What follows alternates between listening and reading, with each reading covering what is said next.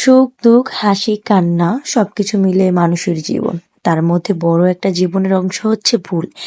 ভুল মানুষের জীবনেরই একটা অংশ। সুতরাং ভুল, আমরা মানুষ, ভুল করবই, এটাই।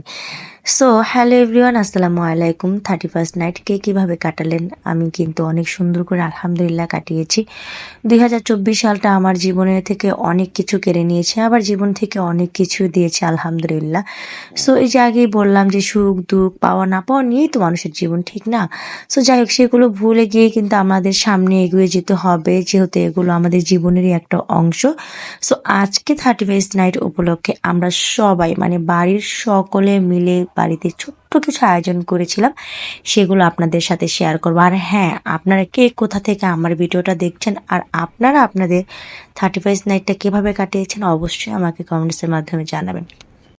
আমরা কিন্তু প্রতিটা বছরই বাড়ির সকলে মিলে একটুখানি আয়োজন করি, ছোটোখাটো, এটা বলতে পারেন যে একটা গেট টুগেদারের মতো হয়ে যায় আমাদের আর কি। সবাই মিলে একসাথে অনেক গল্প হয়ে যায়, আড্ডা হয়ে যায়, সাথে মেয়ে মানুষ যেহেতু রান্নাবান্না তো আছেই, তাই না?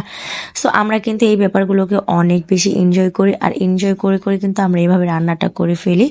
সো আমরা তো আজকের যেহেতু মানে বিরিয়ানি পার্টি করব, সেজন্য এখানে বিরিয়ানির দেখলেন সকল মশলাপাতি যেখানে যা লাগে আমরা সব কিছু হাতে হাতে কেটে নিয়েছি। আসলে হাতে হাতে কাজ করতে এত বেশি ভালো লাগে, আর এটা কিন্তু একটা ছোটোখাটো একটা পিকনিকও বলতে পারেন আমাদের। আর এই যে দেখেন বিরিয়ানির মশলা গ্রেভিটা কত বেশি কালারফুল লাগছে, মনে হচ্ছে যে এই গ্রেভি দিয়ে খেয়ে ফেলতে পারবো এক প্লেট ভাত।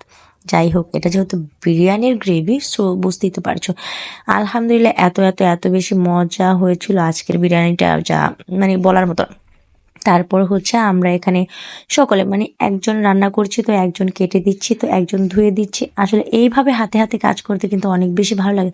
হ্যাঁ, আর হ্যাঁ, বাই দ্য ওয়ে, তোমরা কে কীভাবে 31st নাইট কাটাও অবশ্যই আমাকে কমেন্টস করে জানাবে, এবং কে কে করলে বন্ধুদের সাথে সেটা কিন্তু আমাকে কমেন্টস করে জানাতে ভুলবে না। সো এইখানে যেহেতু আমাদের মাংসগুলো অলমোস্ট কষানো ডান, এবং আমরা হচ্ছে আলুটাকেও আমরা ভেজে নিয়েছিলাম। সো সেই আলুটাকে জাস্ট আমরা এখানে দিয়ে দিচ্ছি, আর এই ঝোলের পরিমাণটা আর একটুখানি টানিয়ে তারপরে এতটুকু পরিমাণে রাখবো। এর মধ্যে যখন চালটা দিব তখন কিন্তু একদম চালটা এবং ঝোলটা কালারফুল হয়ে যাবে, তখন কিন্তু খেতে অনেক বেশি ভালো লাগবে। অনেকেই কী করেন বিরিয়ানি রান্নার সময় ঝোলটা একদম শুকিয়ে নেন, এই কাজটা করবেন না। ঝোলটা যদি আপনার থাকে তাহলে কিন্তু আপনাদের জন্যই ভালো। ঝোলটা যদি থাকে এর মধ্যে যে দেখবেন চালটাকে এখন মিক্স করলে চাল এবং ঝোলটা দিয়ে কিন্তু কালার এসে যাবে, তখন কিন্তু এটা খেতেও অনেক বেশি ভালো লাগবে। সো যাই হোক, এখন কিন্তু আমাদের বিরিয়ানি রান্নাটা অলমোস্ট কমপ্লিট। যেহেতু আমরা আবার সাজুগুজু করবো, ছাদের উপর যাব, এর জন্য আমরা রান্নাটা মোটামুটি 10টার দিকে কমপ্লিট করার চেষ্টা করি, যে রান্নাটা যাতে 10টার মধ্যেই হয়ে যায় আমাদের। তো আমরা কিন্তু 10টার মধ্যে একদম রান্নাটা যাতে কমপ্লিট হয় সেই হিসাবে আমরা সবাই মিলে হাতে হাতে কাজ করছি, আর এত মজা করছি যা মানে বলার মতো না। যে আমরা সবাই হাসছি, ও এটা করছে তো ওটা করছে, কে কী করেছে, এই 2024 সাল কার কেমন গেলো সেই ব্যাপারেও কিন্তু আমরা অনেক বেশি কথা বলেছি।